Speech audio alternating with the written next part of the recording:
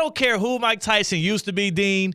If he loses to that 58-year-old man, what should we think of this whole boxing epidemic that Jake Paul has begun that started on YouTube? No, I'm telling you now, if he loses, it will be by knockout. And if he does lose, that is the end of the Jake Paul experience.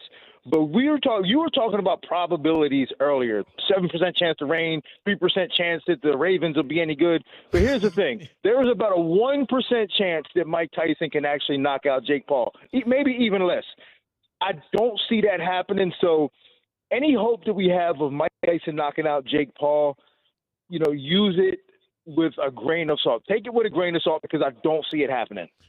So I know Seacat is jazzed up about Jake Paul versus Mike Tyson. I know it's a huge event. It'll be on Netflix. Everybody's going to be watching Friday night. I've gotten invited to 2 different watch parties for this thing. I can't even watch it or go to these parties because I'm be covering high school football because it's the first round of the playoffs. That's more important to me, Dean. I got to see what's going to happen with Royal Palm Beach to see if they can win their first playoff game in a couple of decades or whatnot. But should people actually be caring about this fight or watching it? It feels like such a joke. No, you should care. You can care about it, but here's the thing.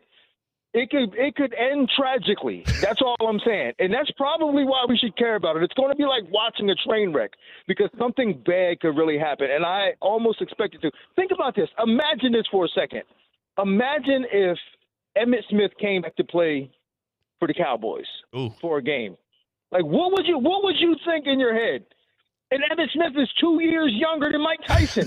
What would you think in your head if Emmitt Smith came back to play for the Cowboys? You'd be like, they are absolutely nuts for allowing this old man to be in here. But for some reason, I think people know so little about fighting that they think that this could actually happen, that Mike Tyson could actually get this done. And I'm telling you, it's not going to happen. I wish it does. I hope it does, but it's not going to happen. So I don't understand. So why do people believe it? I watched the press conference that they had, and Mike Tyson is not really playing it up that much. He's acting like it's no big deal. Jake Paul is like, I'm willing to bet my whole my whole paycheck on winning the fight. Like, what's the whole point of this thing then? If we really don't think, and you're the fight expert, Dean. Like, if people don't know, you were a UFC fighter. You're currently a UFC coach. You train with fighters. You know what fighters look like when they're past their prime and when they're in the midst of it. Like, so what's the whole point of this thing? Like, why should Tina tune in on Friday night? Is it just to see the train wreck? It's nostalgia. It's 100% nostalgia and people's lack of knowledge of combat sports. Like, you can look back at all his old footage, and he's knocking guys out. And then you can look at some of his recent training, and he's showing these little short clips of him getting the pads, and then it cuts to another short clip, then another short clip. But there's never actually footage of him doing, like, 2 minutes worth of real work. They're all really short clips. And his attitude is the same as it was back when he was 20. That's the thing. We believe him because we know how crazy Mike Tyson is. We knew how crazy he was back then. We know how crazy he is today. And it's nostalgia that makes us want to believe that Mike Tyson can go out there and knock out a 28-year-old stud of a human being. Let's not forget that Jake Paul is a stud of a human. He's not just a guy coming off the couch. He's a guy who spent millions of dollars having the best boxing coaches coach him for the last 5 years. And since then, he's knocked out a handful of guys and has been looking really good and improving every time he stepped in there. This, to me, it could be tragic. I'm hoping it's not, but it could be tragic. So tune in to Netflix. It's on Friday night. You're going to love it. Who would you rather get in the ring with? Jake Paul current day or Mike Tyson current day? Oh, Mike Tyson for sure. Yeah, I would. Listen, I know how I feel at 48. Yeah. Like, in fact, I took the train today and I was taking the stairs, and like when I stepped off the last step, I buckled and almost fell. Yeah. That's how old I am right now. I couldn't imagine how I'm going to feel in the next 10 years. Yeah. Yeah. You're right. It's probably not going to be pretty, Dean. Dean Thomas here joining us by phone. Where are you at, Dean? Where are you like in a garage? I am. Can you hear the echo? Yeah. I'm actually here's I can see unmarked cars behind you. Matt. Is it gonna be a van just gonna pull up slowly and grab Dean Thomas in the middle of this hit here? No, I'm in New York, man. I'm in New York for UFC Madison 309 Madison Square Garden, but I stopped by Long Island to do Matt Serra's podcast. Okay. And he right now where we're doing this podcast is definitely a lot of made men around here. There's everything you think about New York. It's definitely I'm in the center of it right now. And you're right. I'm a little afraid that somebody's going to just pull up on me in a black Escalade and just take me away. Yeah, man, you gotta be on guard right here. If I see any cars pull up behind you, I will alert you. So I do want you to face your face towards the YouTube stream so that people can see you. But if we see anything, we will say something. Well, what about Saturday night UFC? That's a serious thing, right? You got John Jones. He's unstoppable in MMA. Like, is there any question in that fight? We looked up the odds. I think he's like minus 600 to win. Yeah, I mean, the implications of this fight are very similar to the implications of Jake Paul and Mike Tyson. Except for it's obviously a lot closer, but, Stipe Miocic hasn't fought in 3 years. Last time he fought, he got knocked out, but he is the greatest heavyweight of all time. So this fight is really kind of a fight between two legends, and we want to see what's going to happen. Try to put some closure on the UFC's heavyweight division on who is the best. So that's the reason why this fight is happening. But I got to tell you, I've been seeing John Jones around the hotel all week, and I saw him last week at the UFC Apex during the fights.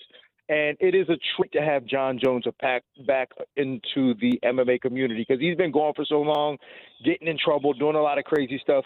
But to have him back in the UFC's presence is a good thing.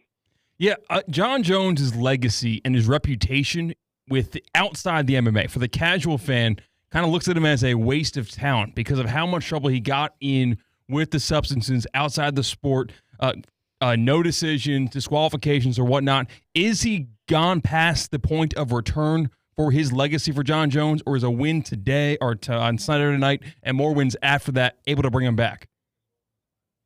Well, let me tell you this. I'm going to give you one number, the number 15. That is how many title defenses he has. You know what the next closest guy with that many is like 8 or something like that. I mean, this guy has so many title defenses that it doesn't really even matter what he does on Saturday night. His legacy as a great fighter will never be touched. His accomplishments as an MMA fighter will never be touched.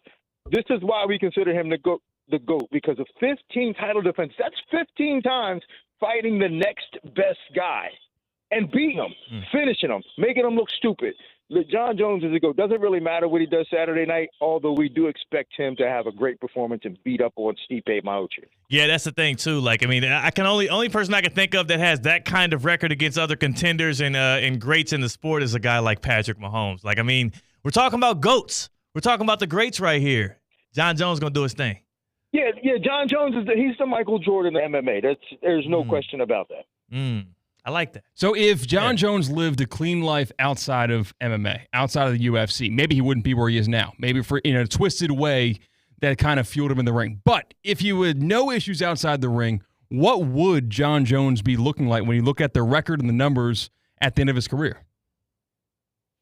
I mean, we'd probably look at him like a nerd, actually. I mean, I think there's some sort of reverence towards him with the fact that he is such a problem child. I think they love the fact that he is a problem child. I mean, it kind of fits the moniker of being an MMA fighter. When you think about MMA fighters, you don't think of these clean-cut guys that, are college educated. When you think MMA guys, you think of guys like John Jones.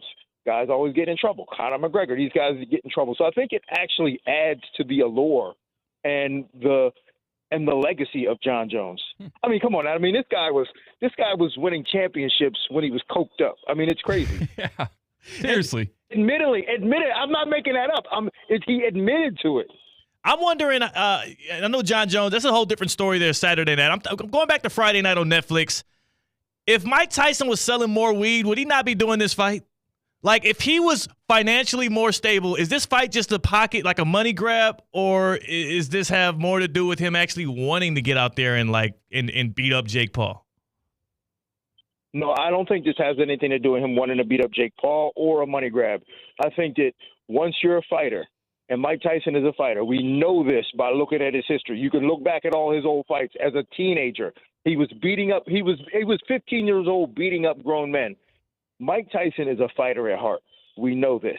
And once it's in your heart, it lives there forever.